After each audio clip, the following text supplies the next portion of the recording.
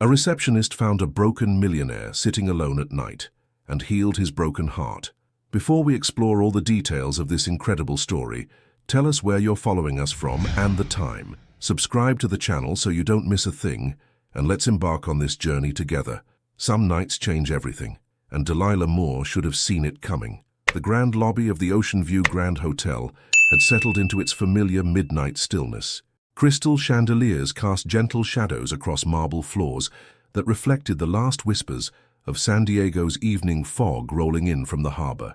Delilah adjusted her name tag for the 100th time that shift, her fingers unconsciously smoothing the burgundy fabric of her uniform as she reviewed the final checkout procedures. 2 years, 730 nights of this same routine, and she had learned to read the hotel's moods like a favorite book. The way the elevator hummed differently when it was truly empty, how the ocean breeze through the revolving doors carried different scents depending on the tide, the subtle creak of leather chairs in the lounge when the last businessman finally called it a night. But tonight felt different. Delilah's grandmother always said she had a gift for sensing when the air was about to shift. "That child can feel a storm 3 counties away," Grandma Rosie would tell anyone who'd listen, pride warming her voice. Tonight, that familiar tingling crawled up Delilah's spine as she filed the last of the evening's paperwork. The clock above the concierge desk read 12:47 a.m. when she first noticed him. A man sat motionless in one of the plush armchairs near the floor-to-ceiling windows, his silhouette barely visible against the twinkling lights of the city below. Strange. The security rounds should have cleared the public areas 20 minutes ago. Delilah squinted through the dim, ambient lighting, her heartbeat quickening slightly. His expensive suit was wrinkled beyond repair, the jacket hanging loose on his broad shoulders, like he'd been wearing it for days. Dark hair fell across his forehead in disheveled waves, and his hands were shaking so subtly that most people would have missed it. But Delilah had spent years perfecting the art of noticing what others overlooked. She approached slowly, her soft-soled shoes silent against the marble. Something about his posture, the way his head tilted just so, the careful positioning of his shoulders, told her this wasn't about hotel policy or security protocols. This was about something much more fragile. "Excuse me, sir." Her voice emerged softer than usual, instinctively gentle. "The lobby officially closes at midnight, but are you all right?" He didn't move. For a moment, Delilah wondered if he'd even heard her. Then slowly he lifted his head. The face that turned toward her made her breath catch. She knew him. Not personally, but she'd seen those sharp cheekbones and steel-gray eyes in the business section of the San Diego Tribune. Liam Hartwell, the engineering prodigy who'd revolutionized yacht design before disappearing from public view 6 months ago. But the man staring at her now looked nothing like the confident entrepreneur from those newspaper photos. His eyes were red-rimmed and hollow, carrying a weight that seemed to pull at the very air around him. "You ever feel like your life just stopped?" he whispered, his voice rough with exhaustion. "Like the whole world kept spinning, but you got left behind in the dark?" The question hit Delilah like a physical force. She'd felt exactly that way 3 years ago, when her mother's medical bills forced her to drop out of nursing school, when dreams had to be folded away like out-of-season clothes, tucked into corners where they couldn't hurt so much. Instead of answering immediately, she pulled the guest chair closer and sat down, maintaining careful distance while closing the space between them emotionally. "I think," she said slowly, "that sometimes we don't get left behind. Sometimes we just need to stop moving long enough to figure out which direction we actually want to go." For the first time since she'd approached, Liam's shoulders seemed to relax a fraction. He studied her face as if searching for something, sincerity perhaps, or just basic human kindness. "I should probably go," he said, but made no move to stand. "Should probably and want to are 2 different things," Delilah replied gently. "The lobby might be closed, but I could make some tea. Earl Grey calms the mind, my grandmother always says." The silence stretched between them, filled with the distant sound of waves against the harbor walls. Liam's hands had stopped shaking. "I haven't had tea in—" He paused, confusion flickering across his features. "I can't remember the last time I had tea." "Then it's definitely time," Delilah said, rising gracefully. "I'll be right back." As she walked toward the employee break room, she could feel his eyes following her. Something in her chest tightened, with an emotion she couldn't quite name. This wasn't just about hospitality or professional courtesy. This felt like the beginning of something that would change everything. And as Delilah reached for the tea canister, her grandmother's words echoed in her mind. "Some people come into our lives like storms, child. Others come like gentle rain, but the ones who matter most, they come like morning sun after the longest night. She turned back toward the lobby, 2 steaming mugs in her hands, and found Liam watching her return with something that might have been hope flickering in those grey eyes. What she didn't know was that this simple act of kindness would unravel every wall they'd both built around their hearts. What would you do if you found someone broken in the middle of the night? Would you stop to listen? Or walk away? The steam from 2 ceramic mugs created delicate spirals in the dim lobby lighting, carrying the warm scent of bergamot between them like an unspoken invitation. Delilah settled back into her chair, wrapping her fingers around her own mug for comfort as much as warmth. Across from her, Liam stared at the tea as if it held answers to questions he'd forgotten how to ask. The silence between them wasn't uncomfortable. It was the kind of quiet that happens when 2 people recognize something broken in each other. "You don't have to stay," he said finally, though his voice carried no conviction. "I'm sure you have things to do, people waiting. My grandmother's asleep by now, and my shift doesn't officially end until 6 a.m. Delilah took a small sip, letting the tea warm her throat. "Besides, someone once told me that the best conversations happen when you least expect them." Liam lifted the mug with careful hands, as if afraid it might shatter. When he tasted the tea, something in his expression softened. "It's been months since anyone just sat with me, without wanting something." The admission hung in the air between them, raw and honest. Delilah had worked in hospitality long enough to recognize the difference between loneliness and isolation. Loneliness was missing people. Isolation was forgetting that connection was even possible. "People always want something," she said gently. "Sometimes it's money, sometimes it's status, but sometimes," she paused, choosing her words carefully, "sometimes they just want to not feel alone for a while." Liam's grey eyes found hers over the rim of his mug. "Which one are you?" The question should have felt invasive, but instead, it felt like the first honest thing either of them had said all night. Delilah considered her answer, watching the way the lobby's ambient lighting played across his tired features. "I'm the kind of person who makes tea at 1 in the morning for strangers who look like they've forgotten what kindness feels like." Something shifted in Liam's posture. His shoulders dropped slightly, and for the first time since she'd approached him, he seemed to truly settle into the chair. "You're not what I expected." "What did you expect?" "Someone who'd call security. Someone who'd follow protocol." He set his mug down on the small table between them with deliberate care. "Someone who wouldn't see that I'm barely holding it together." The vulnerability in his voice made Delilah's chest tighten. She'd heard that same note of barely contained desperation in her own voice 3 years ago, when the medical bills started piling up and her dreams began crumbling like sandcastles at high tide. "I don't know what happened to you," she said quietly, "but I know what it looks like when someone's world falls apart. You learn to recognize the signs." Liam studied her face with newfound attention. "You talk like someone who's been there. We all have our storms." Delilah traced the rim of her mug with one finger, a nervous habit she'd developed during her grandmother's worst health scares. "Some of us just get better at hiding the damage." The distant sound of a delivery truck rumbling down the street outside reminded them both that the world continued moving, even in these suspended moments of connection. Liam leaned back in his chair, and for the first time, Delilah saw him as something other than a broken man in an expensive suit. "I had everything planned," he said suddenly, as if the words had been waiting behind a dam that finally burst. "The business, the house, the future, everything mapped out like one of my engineering blueprints." His laugh was bitter and raw. "Turns out people aren't as predictable as structural load calculations." Delilah felt the familiar ache of recognizing pain in someone else.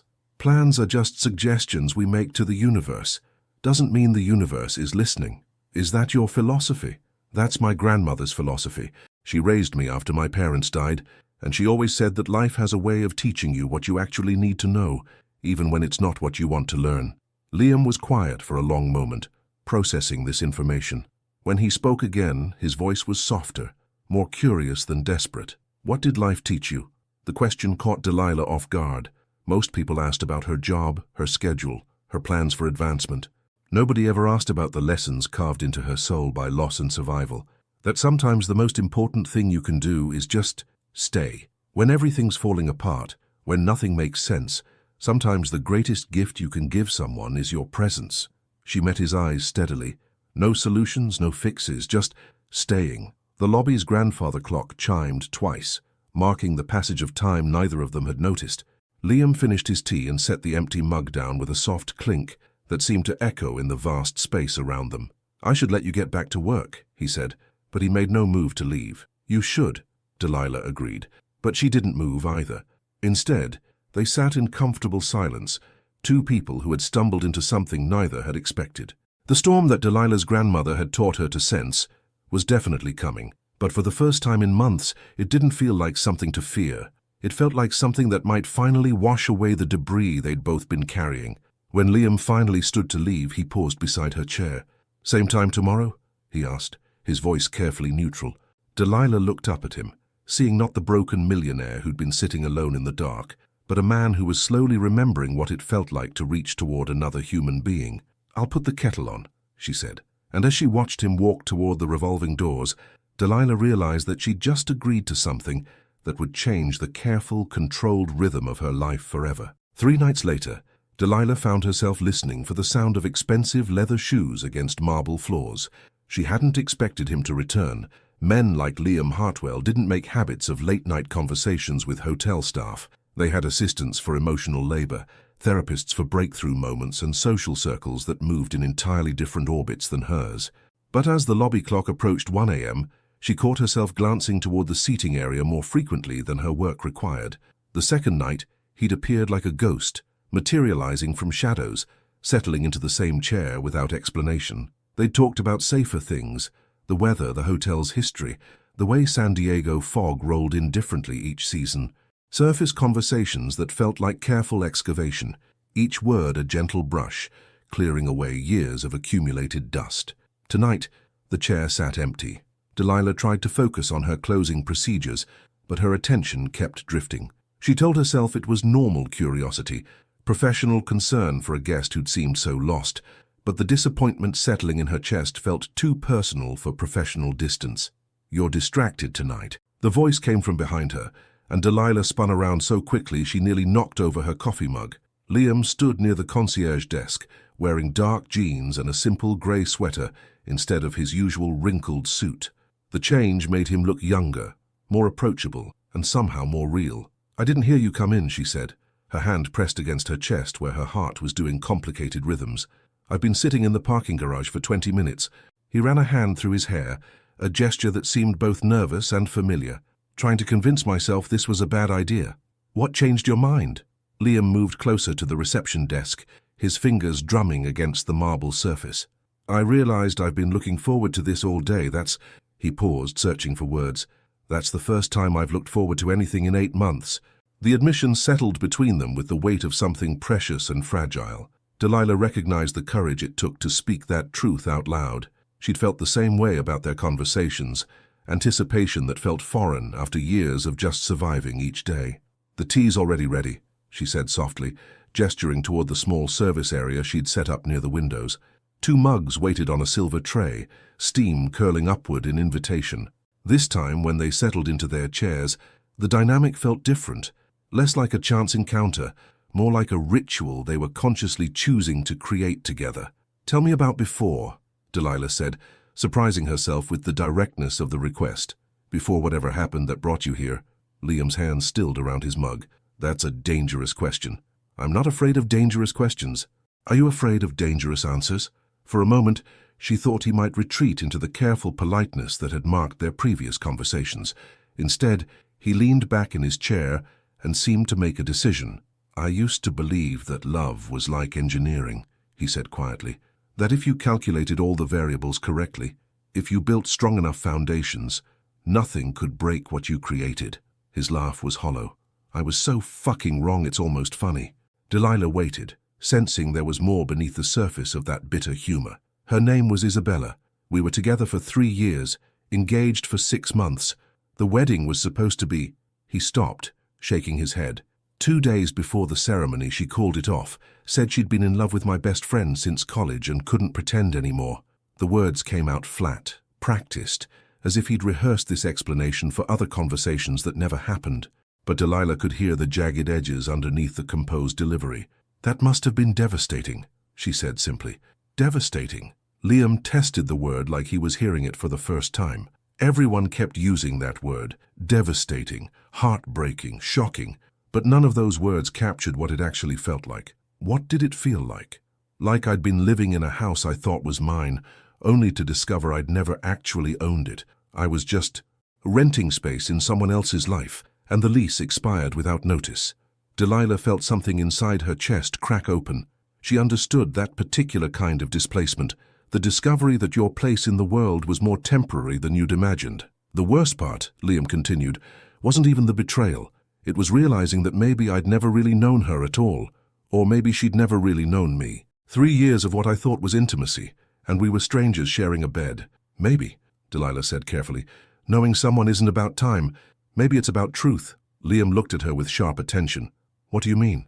You can spend years with someone and never show them who you really are, or you can have one conversation with a stranger and feel more seen than you have in months. She met his gaze steadily. Truth isn't about duration. It's about courage. The silence that followed felt charged with recognition.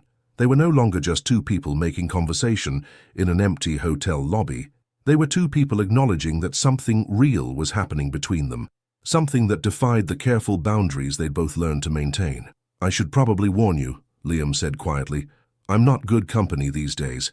I'm angry, I'm bitter, and I don't trust my own judgment about people anymore. And I should probably warn you, Delilah replied, that I'm not the kind of woman who scares easily. Anger I can handle, bitterness fades. But dishonesty, she shook her head, that's what I can't work with. Are you always this direct?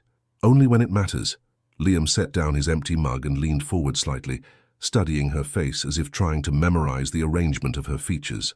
Why does this matter, Delilah? The question hung in the air between them, loaded with implications neither was quite ready to name, but as Delilah looked into his grey eyes, she realized that pretense had become impossible. Because, she said quietly, I haven't felt this awake in 3 years. And in that moment both of them understood that they'd crossed a line from which there would be no safe return. The first rays of dawn filtered through the lobby's massive windows, painting everything in shades of gold and amber that made the previous night's confessions feel like shared secrets from another world. Delilah glanced at the grandfather clock and felt a jolt of surprise. 4:30 a.m. They'd been talking for over 3 hours, and it had felt like minutes. Her shift supervisor, Miguel, would arrive in 90 minutes to find her still in yesterday's uniform, her careful composure replaced by something softer and more vulnerable. I should let you finish your work, Liam said, but he made no move to leave. Instead, he watched her gather scattered papers with the focused attention of someone memorizing details. It's mostly done. Delilah's fingers fumbled with the evening reports, her usual efficiency compromised by the awareness of his gaze. Just the final security check and inventory count. Can I walk with you? The question surprised them both. Liam looked as startled by his own words as Delilah felt hearing them. But something had shifted between them in those hours of conversation, creating a gravity that made separation feel unnatural. Yes, if you want to. They moved through the hotel's quiet corridors together, their footsteps creating a gentle rhythm against polished floors. Delilah checked conference rooms and storage areas with practiced efficiency, while Liam followed at a respectful distance, his presence both comforting and electric. You're good at this, he observed, as she reset the thermostat in the business center. 5 years of practice, 3 here, 2 at the Marriott downtown before this. She paused, realizing how automatic that response had been. Why do you ask? You move like someone who cares about details, like this place matters to you. Delilah considered this as they walked toward the service elevator. My grandmother always said that how you treat other people's spaces says everything about who you are. Even if it's just a job, it's still your signature on the world. Wise woman. The wisest. Delilah's voice softened with affection. She raised me after my parents died in a car accident when I was 12. Worked 3 jobs to keep us in our apartment. Never once complained about having her retirement plans turned upside down. They reached the basement level where she needed to check the laundry facilities. The fluorescent lighting was harsher down here, more institutional, but somehow their conversation maintained its intimate quality. That's why you left school, Liam said quietly. It wasn't a question. Delilah nodded, running her hand along the industrial washing machines as she counted them. Nursing school. I was 2 years in when she had her first heart attack. The medical bills, the missed work, someone had to choose between her health and my dreams. That's not a choice anyone should have to make. No, it's not.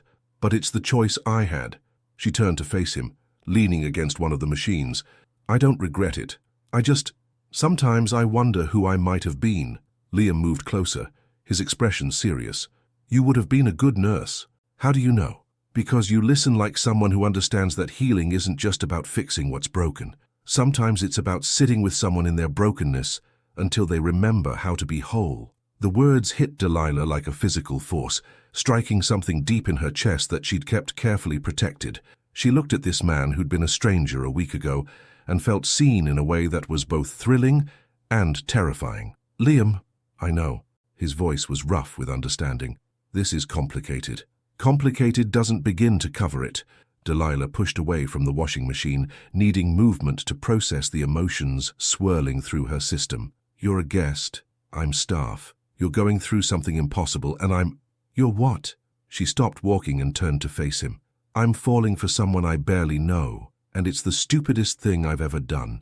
The confession hung between them like a challenge. Liam's eyes widened slightly, then darkened with something that looked like relief mixed with fear. If it helps, he said quietly, I've been thinking about you every day since Tuesday, not just looking forward to seeing you, actually thinking about you, about things you've said, the way you laugh, how you make tea like it's a meditation.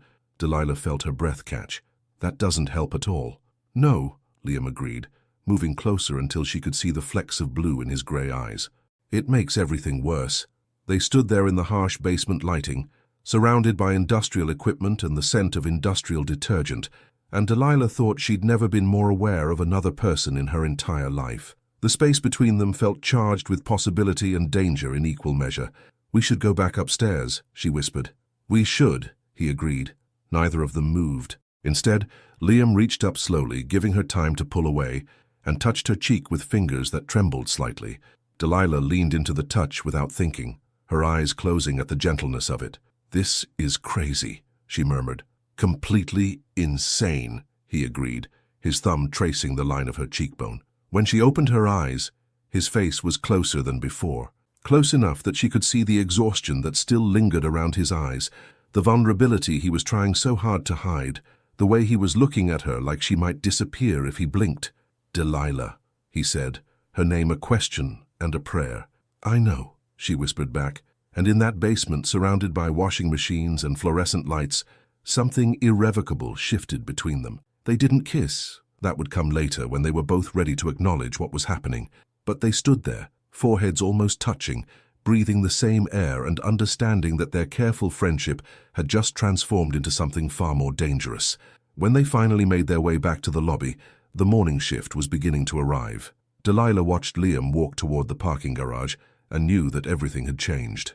What she didn't know was that Miguel had been watching from the security office, and that hotel gossip traveled faster than room service. The whispers started on Thursday morning. Delilah noticed them first in the employee break room, where conversations died abruptly when she entered. Carmen from housekeeping suddenly became very interested in her coffee, while Jose from maintenance found urgent business with his phone. The silence felt thick and deliberate, like a curtain dropping mid-performance. By afternoon, the whispers had evolved into sideways glances and knowing smirks.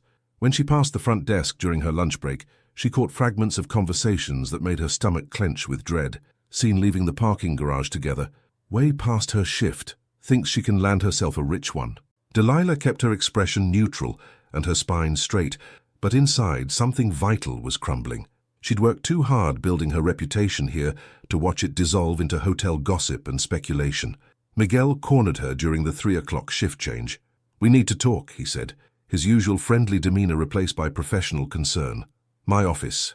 Now. The security office felt smaller than usual, cramped with tension and unspoken accusations. Miguel closed the door and turned to face her with the expression of someone delivering bad news. How long? He asked without preamble. How long what? Don't play games with me, Delilah. I've got cameras showing you and Hartwell having private conversations every night this week. I've got staff reporting that you two disappeared together for over an hour yesterday morning. Miguel crossed his arms. So I'll ask again, how long has this been going on? Delilah felt heat rise in her cheeks, part embarrassment and part anger. We've talked, that's all. He seemed distressed. I offered tea. It's called customer service. Customer service doesn't usually involve basement tours and intimate touching. The words hit like a physical blow. Delilah realized that Miguel hadn't just seen them together. He'd seen the moment in the laundry room, witnessed Liam's hand on her face, the way they'd stood so close that breathing had become a conscious effort. "Miguel, it's not what you think. I think you're a smart woman who's about to make a very stupid mistake." His voice softened slightly, but the warning remained clear. "You know the policy about fraternizing with guests. More than that, you know how this looks." Delilah did know. She'd seen other staff members navigate similar situations, watched some get promoted for networking, while others got fired for inappropriate conduct. The difference usually came down to class, race, and how willing management was to protect their investment. "Are you firing me?" she asked quietly. "I'm telling you to be careful. Hartwell's got money and connections, which means he's got protection. You've got—" Miguel gestured vaguely, his meaning clear without being spoken. "You've got everything to lose and nothing to gain." The conversation ended with Delilah promising to maintain appropriate professional boundaries, a phrase that tasted like ash in her mouth. She returned to her duties with mechanical precision, her mind churning with anger, fear, and a deep sadness that surprised her with its intensity. When Liam appeared in the lobby that night, Delilah felt her heart perform complex gymnastics that her brain immediately tried to suppress. "So you look upset," he said, settling into his usual chair but maintaining more distance than before. "Work stuff." She handed him his tea with careful formality, making sure their fingers didn't touch. "Nothing I can't handle." Liam studied her face with the attention she'd grown to love and now had to resist. "This is about us, isn't it?" The directness of the question forced her to meet his eyes. She saw understanding there, and something that looked like guilt. "People talk," she said simply. "What kind of talk?" Delilah considered lying, protecting him from the uglier implications of their connection, but their relationship, whatever it was becoming, had been built on honesty.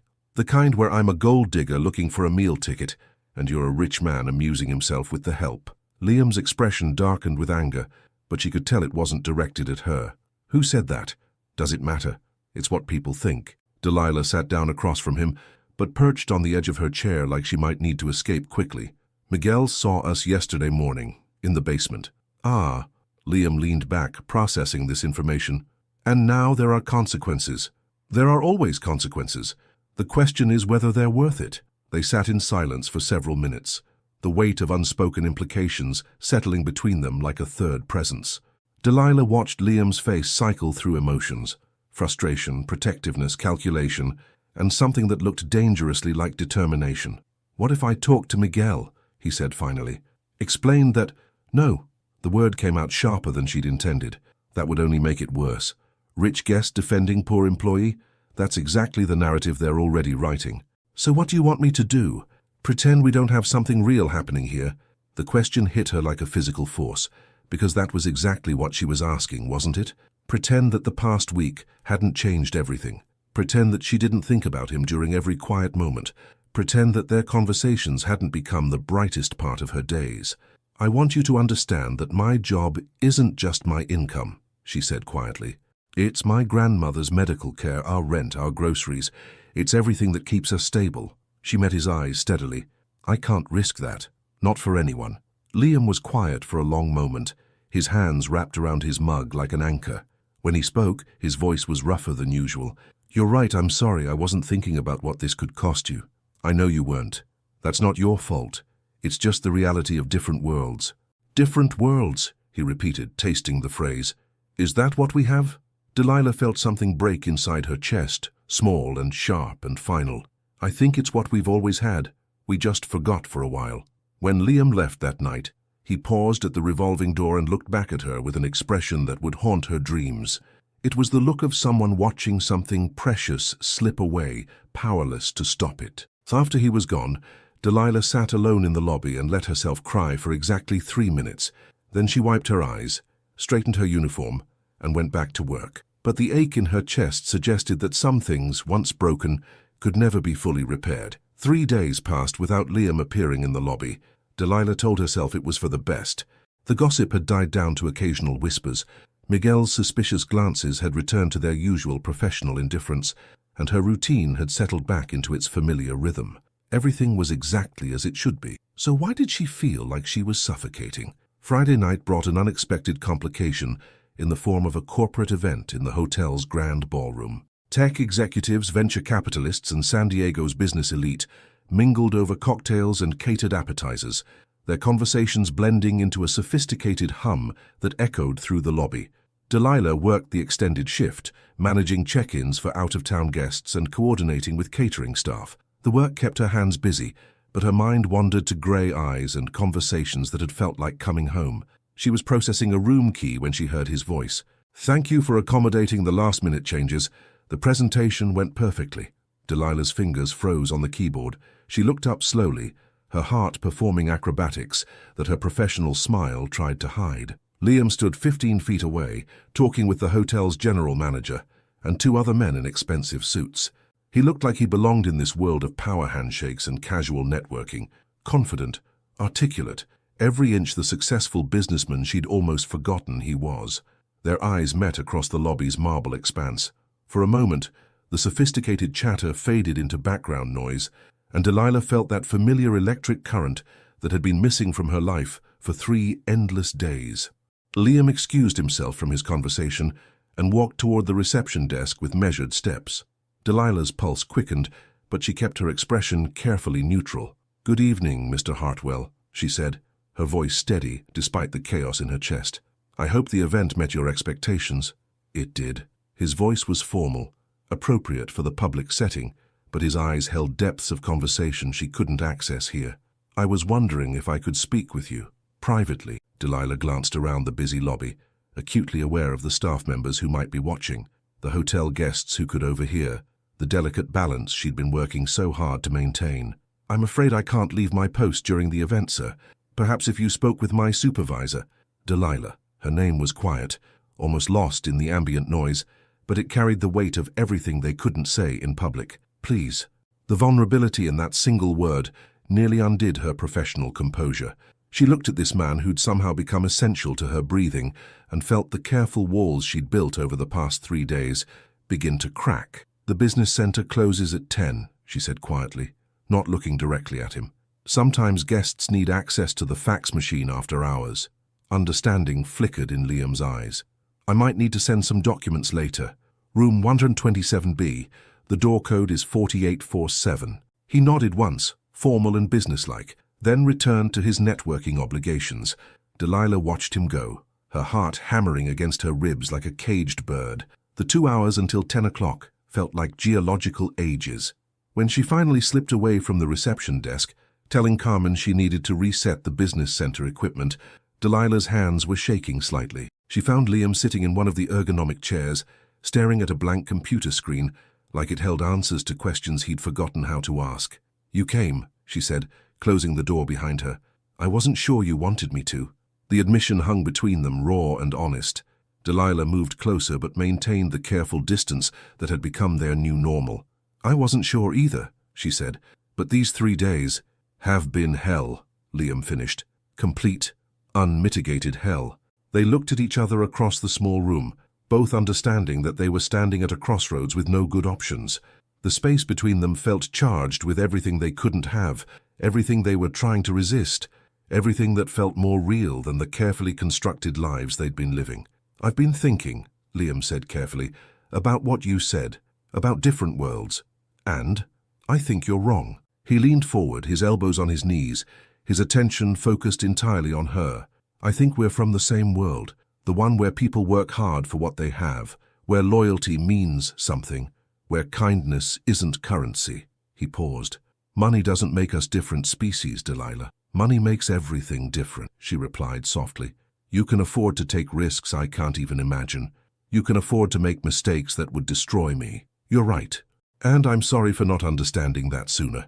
Liam stood up, moving closer but still respecting the invisible boundary between them. "But I can't pretend that what we have is ordinary. I can't pretend that meeting you didn't change everything." Delilah felt tears prick at the corners of her eyes. "It changed everything for me too. That's what makes this so hard." "What if," Liam said quietly, "we didn't have to figure out everything at once? What if we just took it one day at a time? One day at a time doing what? Meeting in secret, pretending we don't care about each other, living on the margins of something that feels more real than anything else in my life." The words came out more passionate than she'd intended, revealing emotions she'd been trying to keep carefully contained. Liam's eyes widened slightly, and she saw hope flicker across his features. "You feel it too," he said, It wasn't a question. Of course I feel it. How could I not feel it? Delilah's voice broke slightly, but feeling something and being able to act on it are two completely different things. Liam reached toward her, then stopped himself, his hand hanging in the air between them like a question mark. What if we could find a way? What if there was a solution that didn't require you to risk everything? Like what? I don't know yet, but I'm good at solving problems, Delilah. Give me time to think. She looked at his face, seeing determination mixed with desperation, hope fighting with realism.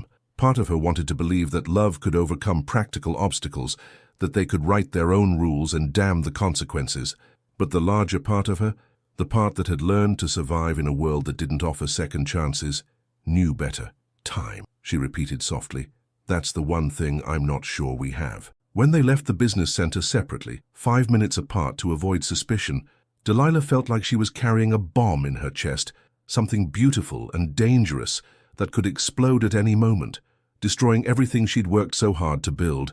But for the first time in 3 days, she could breathe again. The call came at 2:17 a.m. on a Tuesday, shattering the fragile peace Delilah had been trying to maintain. Miss Moore, this is Dr. Williams from Mercy General. Your grandmother was brought in about an hour ago. You're listed as her emergency contact. The phone nearly slipped from Delilah's trembling fingers. She was sitting in the hotel lobby, having just finished another careful conversation with Liam, where they'd talked about everything except what they both desperately wanted to say. What happened? Is she... She's stable now, but it was touch and go for a while. Another heart attack, more severe than the previous ones. We need you here as soon as possible to discuss treatment options. Delilah's world tilted sideways. Treatment options. The phrase that had haunted her nightmares for 3 years, the words that came with price tags she couldn't afford, and choices no one should have to make. I'll be right there, she managed, her voice sounding foreign to her own ears. She hung up and stared at the phone, her mind struggling to process the information. Grandma Rosie, who'd raised her with fierce love and infinite patience, who'd worked 3 jobs to keep them afloat, who taught her that kindness was a strength and not a weakness. Delilah, what's wrong? Liam's voice cut through her paralysis. She looked up to find him standing beside her chair, his face creased with concern. She'd been so lost in the shock of the call that she hadn't even noticed him approaching. My grandmother, she whispered. Heart attack. I have to go. Without hesitation, Liam pulled out his phone. I'll call you a car. Which hospital? Mercy General, but I can't afford... Don't. His voice was firm but gentle. Don't worry about money right now. Let me handle this. Delilah wanted to argue, wanted to maintain the careful independence she'd fought so hard to preserve, but the thought of waiting for a bus while her grandmother lay in a hospital bed made her pride seem suddenly irrelevant. Thank you, she said quietly. The ride to the hospital passed in a blur of streetlights and racing thoughts. Liam sat beside her in the back seat of the black sedan, not touching but close enough that she could feel his steady presence. He didn't try to fill the silence with empty reassurances or meaningless comfort. He simply stayed, and somehow that meant everything. At the hospital, Dr. Williams painted a picture that was both hopeful and devastating. Grandma Rosie was alive, but she would need extensive cardiac rehabilitation, possibly surgery, and definitely long-term care that would cost more than Delilah made in 2 years. The good news is that she's responding well to treatment, Dr. Williams said, his kind eyes reflecting years of delivering impossible news to families like theirs. The challenging news is that this level of care isn't covered by her current insurance. Delilah felt the familiar weight of impossible choices settling on her shoulders. She could hear Liam's sharp intake of breath beside her, understanding immediately what those words meant for her future. How much time do I have to figure out the financial arrangements? She asked, her voice steady despite the earthquake happening inside her chest. We can keep her comfortable for now, but without a clear payment plan, we'll need to transfer her to the county facility within 72 hours. The county facility, where understaffed nurses managed too many patients and hope went to die slowly. Delilah had visited friends' relatives there before. She knew what those words meant. In the hallway outside the doctor's office, Liam caught her arm gently. Delilah, let me help. No. The word came out sharper than she'd intended. This isn't your responsibility. Maybe not. But I care about you, which means I care about the people you love. Caring doesn't make this your problem to solve. Liam ran a hand through his hair, frustration and helplessness warring in his expression. What if it didn't have to be charity? What if there was another way? Like what? I don't know yet. but give me time to think. Don't make any decisions about transferring her until we explore all the options." Delilah looked at this man who'd somehow become central to her world and felt a dangerous hope blooming in her chest. Hope was a luxury she couldn't afford, but standing in this sterile hospital corridor with the smell of disinfectant and despair surrounding them, she found herself clinging to it anyway. 3 days, she said quietly. That's all the time we have. When they finally went in to see Grandma Rosie, Delilah felt her heart break a little more. The woman who'd raised her looked so small in the hospital bed, her dark skin ashen against the white sheets, machines monitoring every heartbeat like mechanical prayers. "Baby girl," Grandma Rosie's voice was weak but warm, her eyes lighting up when she saw Delilah. "Don't you worry about this old heart, it's been through worse. Grandma, you need to rest, don't try to talk." "Nonsense. I want to meet this young man who's been making you smile lately." Rosie's sharp eyes focused on Liam, who'd been standing quietly near the door. "Come here, son, let me get a look at you." Delilah felt heat flood her cheeks. Even from a hospital bed recovering from a heart attack, her grandmother was still trying to manage her love life. Liam approached the bed with careful respect, his usual confidence tempered by genuine humility. "Mrs. Johnson, I'm Liam. I'm sorry we're meeting under these circumstances." "Circumstances don't matter much when you get to my age," Rosie said, studying his face with the intensity of someone who'd learned to read people for survival. "What matters is how you treat the people you care about." She looked between Delilah and Liam with knowing eyes. "And I can see you care about my granddaughter." "Very much," Liam said quietly, his honesty cutting through any pretense or social niceties. Rosie nodded slowly, then reached for Delilah's hand with fingers that felt too fragile. "This one's been carrying the world on her shoulders since she was 12 years old. Maybe it's time someone helped share the load." Later, in the hospital parking garage, Delilah felt the full weight of the evening crash down on her. The fear, the impossible financial pressure, the way Liam had stepped in without being asked, the way her grandmother had looked at them like she could see a future Delilah was afraid to imagine. "I can't let you pay for this," she said into the cool night air. "Then don't let me pay for it," Liam replied. "Let me invest in it." Delilah turned to look at him confused. "What do you mean?" "I mean, I have an idea. It's crazy and complicated and might not work at all. But if you're willing to trust me, I think I know how to solve this without making you feel like charity." Standing there under the fluorescent parking garage lights, with her grandmother fighting for her life 3 floors above them, Delilah realized she was about to make a decision that would change everything. The question was whether she was brave enough to take the leap. The envelope arrived at the hotel the next morning, delivered by a courier who asked specifically for Delilah Moore. She stared at the cream-colored paper, with Liam's name embossed in the corner, her heart performing gymnastics that had nothing to do with caffeine. Miguel watched from behind the front desk, his expression carefully neutral, but his attention focused entirely on her reaction. "Personal delivery?" he asked, his tone carrying layers of meaning.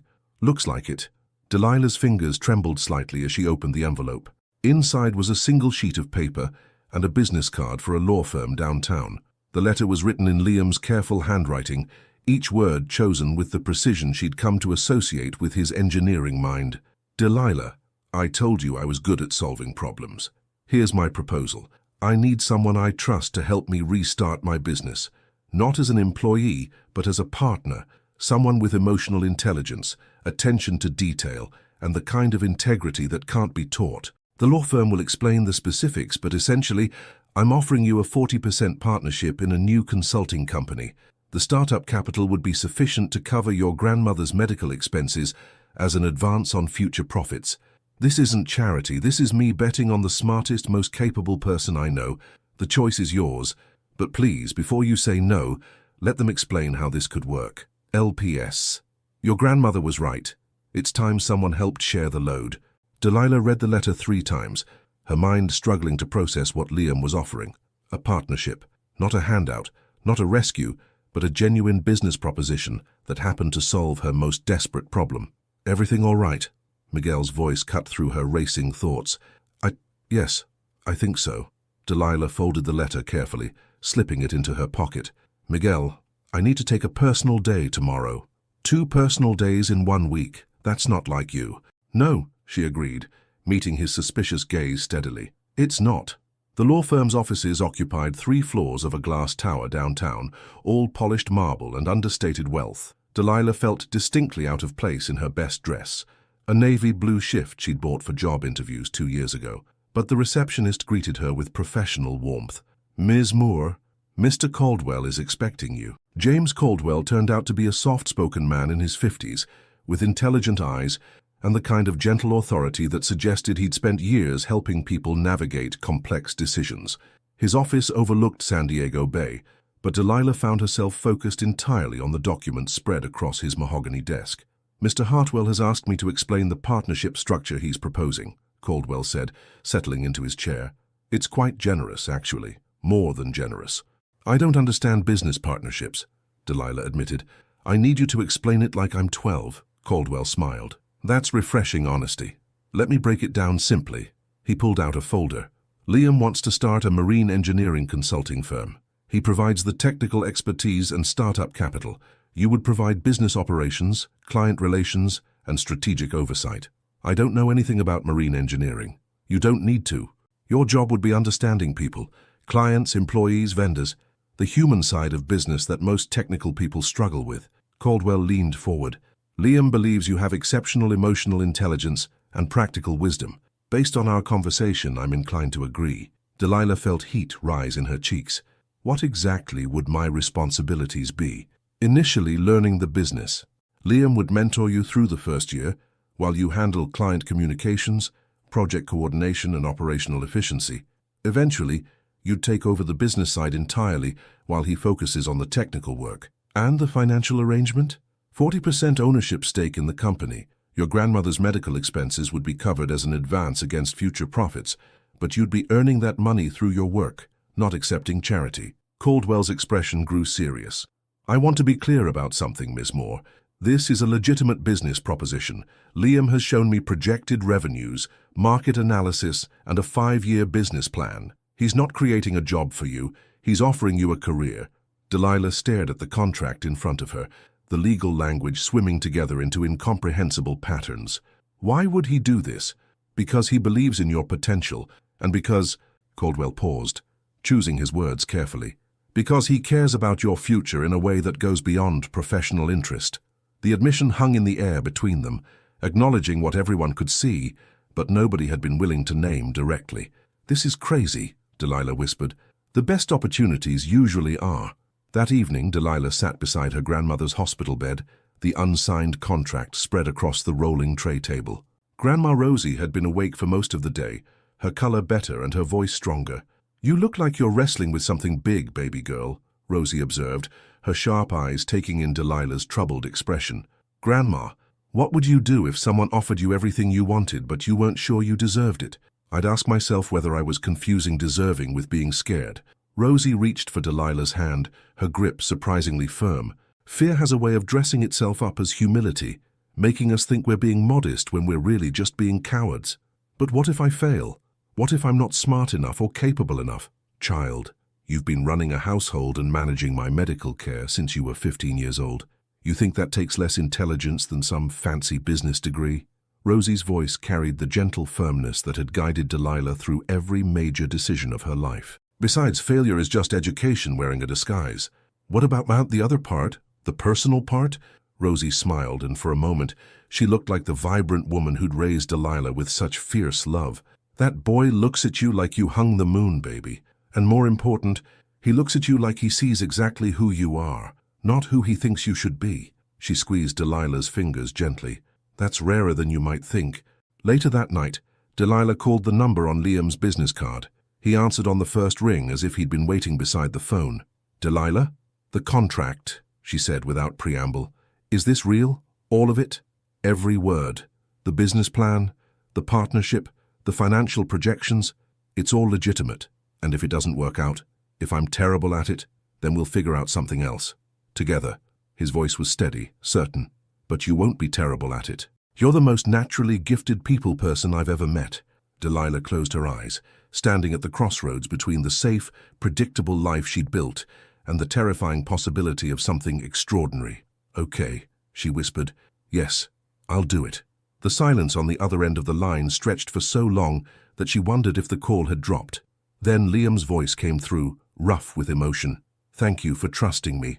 Thank you for seeing something in me that I couldn't see in myself." When they hung up, Delilah sat in her small apartment and felt the future rearranging itself around her. Tomorrow, she would sign papers that would change everything. Tomorrow, she would step into a life she'd never dared to imagine. Tonight, she would let herself believe that maybe, just maybe, she deserved something beautiful. The resignation letter felt heavier than it should have, considering it was just 2 pieces of paper that would change the entire trajectory of Delilah's life. She sat in Miguel's office, watching him read the formal notice, with an expression that cycled through surprise, suspicion, and something that might have been respect. Outside, the morning shift was beginning, and she could hear the familiar sounds of the Ocean View Grand coming to life, sounds she would no longer be part of after today. "A business partnership," Miguel said finally, setting the letter down with deliberate care. "With Hartwell." "Yes. And you're sure this isn't—" He paused, clearly struggling with how to phrase his concerns diplomatically. "It's legitimate. I had it reviewed by an independent attorney." Delilah had spent her own money on a consultation with a different law firm, needing to hear from someone without ties to Liam that the partnership was real and legally sound. "I'm not naive, Miguel. I know how this looks." "I'm sure you do." Miguel leaned back in his chair, studying her face. "For what it's worth, I think you're making the right choice. You've always been too smart for this job." The admission surprised her. She'd expected resistance, maybe even accusations. Instead, Miguel seemed genuinely pleased for her success, even if he didn't entirely approve of the circumstances. "Thank you. That means more than you know. Just—" He hesitated, then spoke with the care of someone who'd watched too many people make decisions they couldn't undo. "Be careful. Rich men aren't always what they seem, even the ones who appear to have good intentions."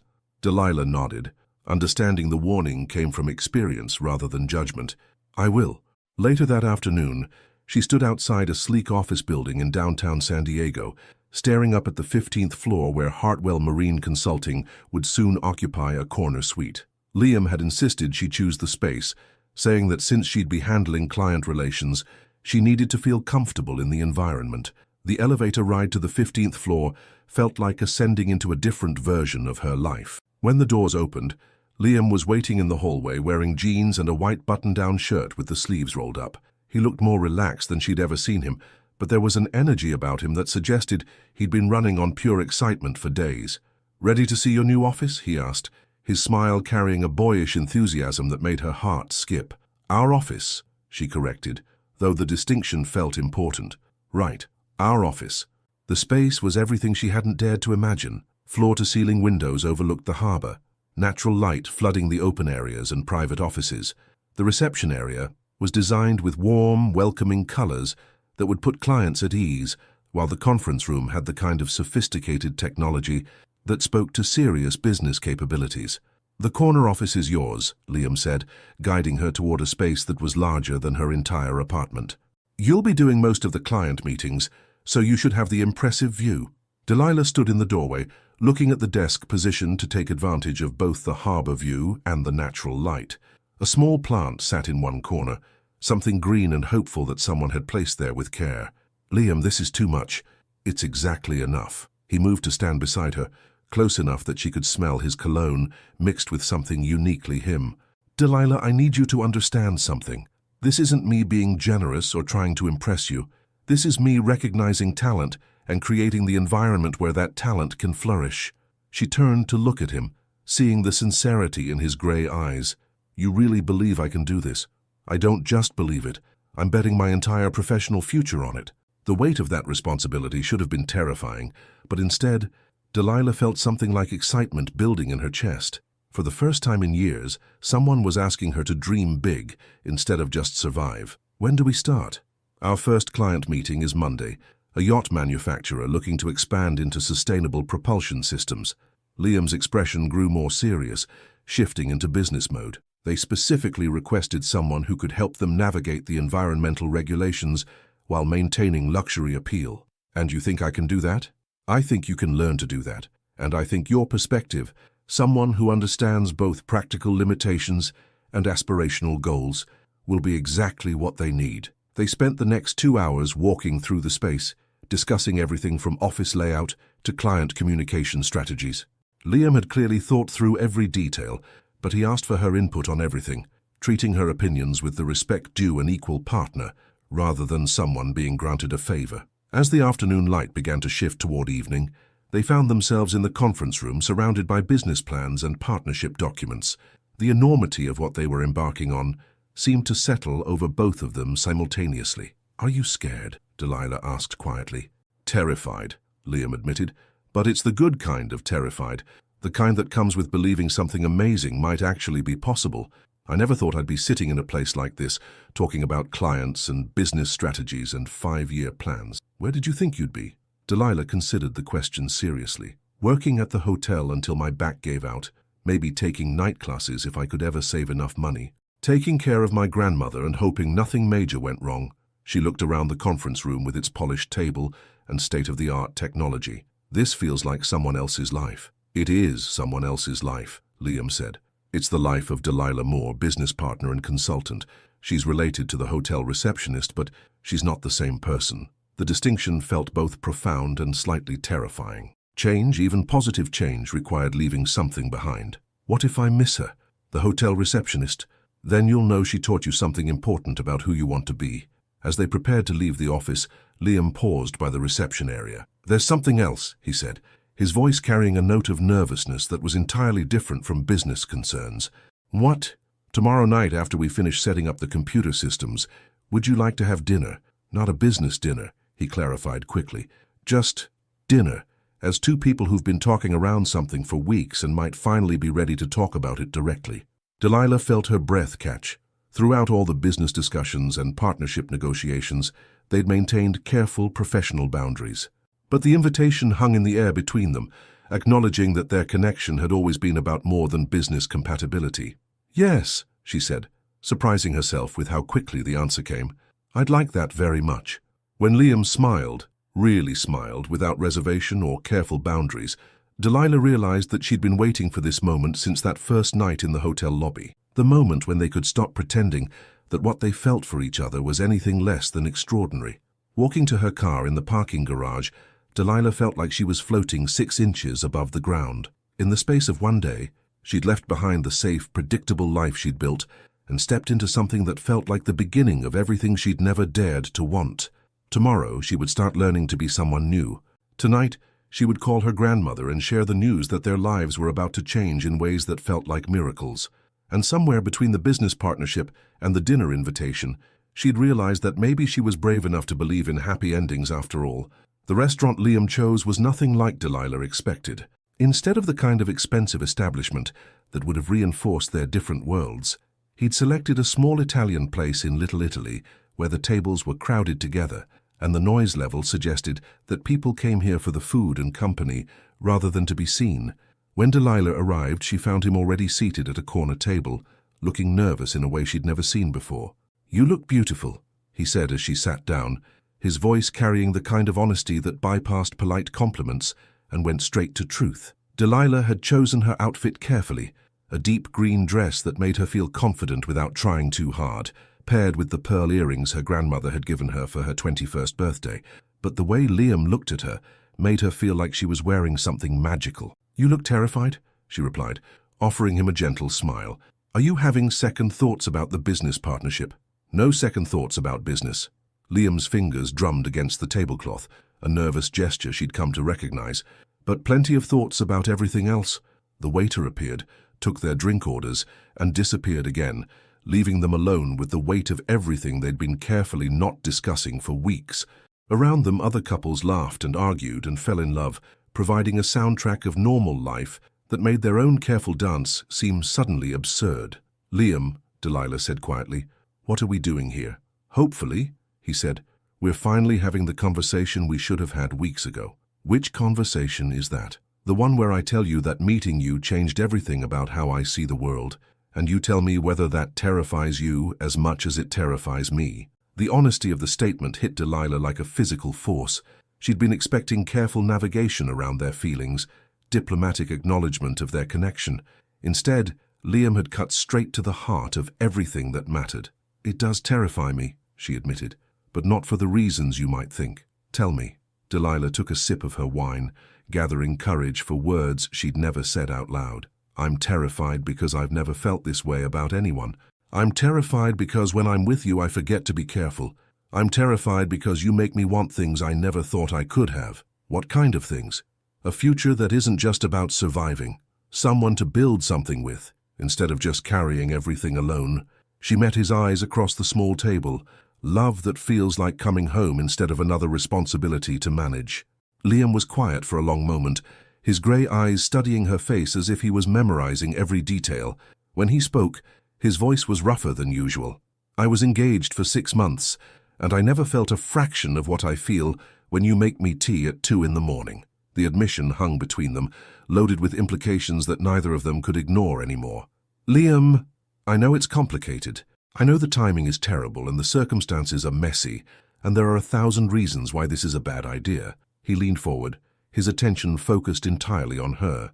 But I also know that I haven't felt truly alive since before Isabella left, and then you appeared in a hotel lobby and everything changed.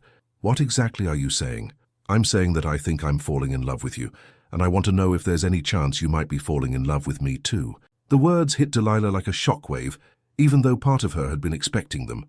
They sat there in the crowded restaurant, surrounded by the ordinary magic of other people's Friday nights, and she felt the last of her careful defenses crumble. I don't think I'm falling in love with you, she said quietly. Liam's face went very still, and she saw him preparing to hear rejection. I think I already fell. Weeks ago. Maybe that first night when you asked me if I'd ever felt like the world stopped spinning. She reached across the table and touched his hand, feeling the way his fingers immediately wrapped around hers. I've been trying to talk myself out of it ever since. And how's that working for you? Terribly, absolutely terribly. Liam's smile started slowly, then spread across his face like sunrise. Good, because I was planning to fight for this, and it's going to be much easier if you're not fighting against me. Fight for what, exactly? For us. For the possibility that two people who've both been broken by love might be exactly what each other needs to heal. He turned his hand palm up, threading their fingers together properly, for the chance to build something real together, both in business and in life. Delilah felt tears prick at the corners of her eyes, but they were the good kind of tears, the kind that came with hope instead of despair. What if we mess it up? What if mixing business and personal ruins everything? Then we'll figure it out as we go. But Delilah, I'd rather mess this up trying than spend the rest of my life wondering what might have been. The waiter returned to take their dinner orders, and they spent several minutes navigating the menu while their hands remained linked across the table. It was such a small gesture, but it felt revolutionary. The first time they'd allowed themselves to show affection in public, the first acknowledgement that they were more than business partners or late-night confidants. There's something else I need to tell you, Liam said after the waiter left. More confessions. More honesty. His expression grew serious. The business partnership, the office, all of it, it's completely legitimate. But it wasn't my first idea. Delilah felt a flutter of concern. What was your first idea? To offer to pay your grandmother's medical bills directly. No strings attached, just help from someone who cares about you. He squeezed her fingers gently. But I realized that would be exactly the wrong thing to do. Not because I don't want to help, but because you needed something that honored your independence and your capabilities. So you created a business partnership instead.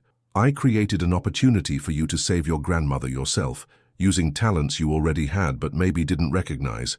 Liam's voice carried quiet conviction. You didn't need rescuing, Delilah. You needed a chance to be everything you're capable of being.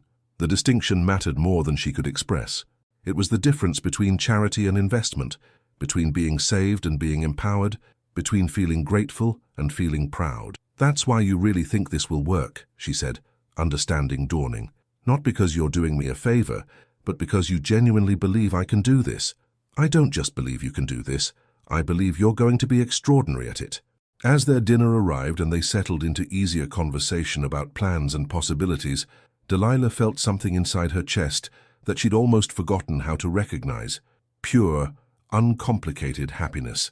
They were still figuring out the details, still navigating the complex intersection of business and romance, still learning how to be vulnerable with each other. But sitting in that crowded restaurant with her hand in his, watching Liam's face light up as he talked about their shared future, Delilah realized that sometimes the most important decisions weren't about logic or practicality or careful risk assessment. Sometimes they were about having the courage to reach for something beautiful, even when you weren't sure you deserved it. And for the first time in her life, Delilah Moore felt like she was exactly where she belonged. 2 years later, the morning sun streaming through the harbor-facing windows of Hartwell Marine Consulting painted everything in shades of gold and possibility. Delilah stood at her office window, watching the boats drift across San Diego Bay while balancing her phone between her shoulder and ear. On the other end of the line, a potential client from Seattle was explaining their need for sustainable yacht design consultation, and she found herself automatically taking notes, even though she could probably handle this conversation in her sleep by now. Absolutely, Mr. Chen. We can have a preliminary assessment to you by Thursday, and if you decide to move forward, I'll fly up next week to meet with your team in person. She ended the call and added the appointment to her calendar, smiling at how natural the words had become.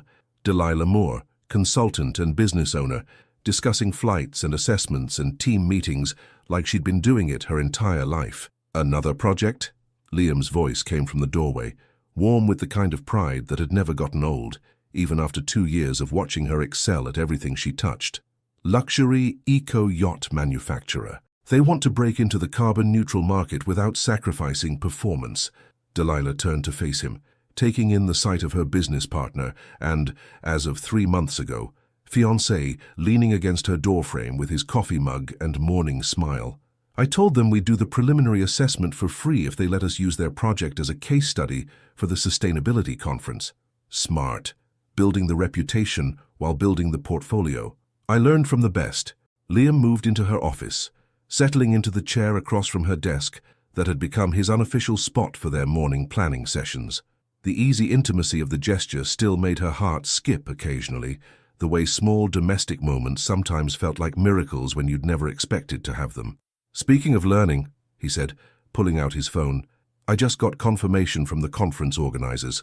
They want you to be the keynote speaker for the Environmental Innovation Panel. Delilah felt that familiar flutter of excitement mixed with disbelief. 2 years ago, she'd been making tea for hotel guests at midnight. Today, industry leaders wanted to hear her thoughts on sustainable business practices. Are you sure they don't want both of us? They specifically requested Delilah Moore, the business strategist who's been revolutionizing client relations in marine consulting. Liam's grin was pure delight. Apparently, word has gotten around about how you convinced Henderson Yachts to completely redesign their manufacturing process just by listening to what their customers actually wanted. That wasn't revolutionary. That was just common sense. That was you seeing solutions that everyone else missed because you understand people in a way that most business consultants never learn. The compliment settled warmly in her chest, the way his faith in her abilities always did. 2 years of success hadn't completely erased the occasional voice that whispered she was lucky rather than capable, but moments like these made it easier to believe in her own competence. How's your grandmother feeling about the keynote? Liam asked, settling deeper into his chair. She's threatening to buy a new dress for the occasion. Something about needing to look proper when her granddaughter addresses all those fancy business people. Delilah's voice softened with affection. She's doing so well, Liam. The doctors say her heart function has improved more than they expected. She's tough, runs in the family. The compliment made Delilah think about resilience, about the difference between surviving and thriving, about how much her definition of strength had evolved since that night in the hotel lobby when she'd first encountered a broken man who couldn't sleep. Do you ever think about that night? She asked suddenly. The first time you stayed in the lobby? Every day. Liam's voice grew quieter, more reflective. Not the pain part, but the moment when you sat down and offered tea instead of calling security. That was the moment my life started moving forward again. Mine too. I just didn't realize it at the time. They sat in comfortable silence for a moment, both of them looking out at the harbor where sailboats and yachts moved through the morning light with the kind of graceful purpose that had become a metaphor for their own journey together. I have something for you, Liam said, reaching into his jacket pocket. It's not my birthday. It's not a birthday present. It's more like a celebration of how far we've come. He handed her a small wrapped package, and when she opened it, she found a beautiful business card holder made of polished wood with her name engraved on a small silver plate. Delilah Moore, Senior Partner, Hartwell Marine Consulting. Senior Partner. The paperwork's already filed. You've earned it. Liam's expression grew serious. You've brought in 60% of our new clients this year. You've revolutionized our project management systems, and half our competitors are trying to poach you. He paused. It's time the business structure reflected reality. Delilah ran her fingers over the engraved nameplate, feeling the solid weight of recognition made tangible. Senior partner. Not just because someone was being generous, but because she'd earned it through 2 years of hard work, creative problem-solving, and the kind of dedication that turned opportunities into achievements. "Thank you," she said quietly, "for all of it. The chance, the support, the faith in me when I couldn't find faith in myself. Thank you for taking the chance, for trusting me when you had every reason to be suspicious of rich men bearing business propositions.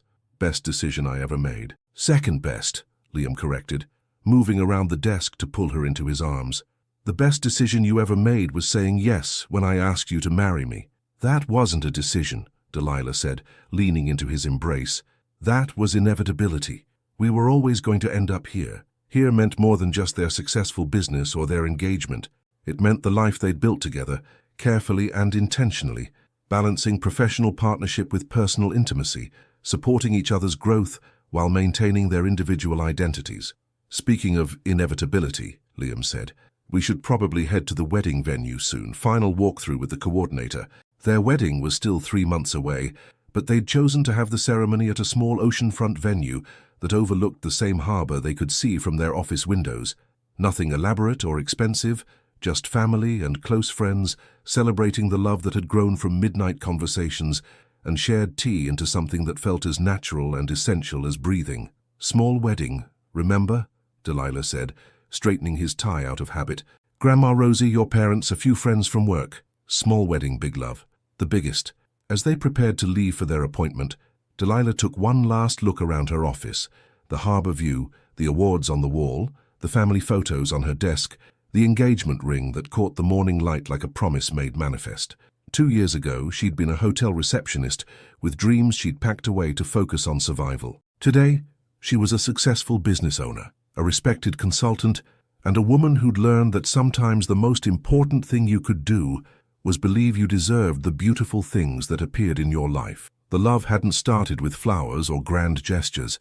It had started with presence, with patience, with 2 people who'd learned to see each other clearly in the quiet hours when the rest of the world was sleeping. And sometimes, Delilah thought as they walked toward the elevator together, that was exactly how the most extraordinary love stories were supposed to begin. What would you do if someone saw potential in you that you couldn't see in yourself? Would you have the courage to trust them? And more importantly, to trust yourself? Have you ever experienced a moment where kindness from a stranger changed the entire direction of your life? What did you learn about the power of simply being present for someone who's struggling? If you could go back to a time when you felt stuck or limited by circumstances, what would you tell yourself about the possibilities that might be waiting just around the corner? Your participation in the channel is very important. Please leave your opinion in the comments. Thank you so much for watching until the end. If you enjoyed this story, don't forget to subscribe to the channel, leave a like, and comment your thoughts. Your participation is very important to us. See you next time.